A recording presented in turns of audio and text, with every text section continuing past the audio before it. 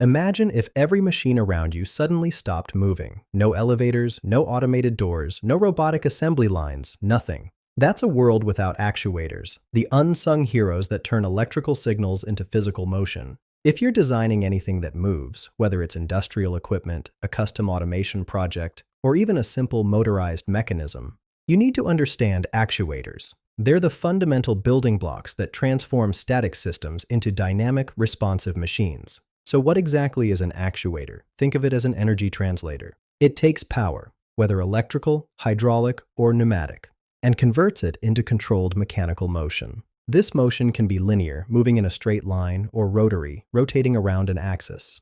They're essentially the muscles of any automated system. While hydraulic and pneumatic systems dominated industry for decades, electric actuators have revolutionized what's possible. They offer superior precision, control, and energy efficiency. You can position them within millimeters, control their speed precisely, and they don't require complex fluid systems or air compressors. The applications are everywhere. Manufacturing plants use them for precise positioning. Medical equipment relies on them for accurate movements.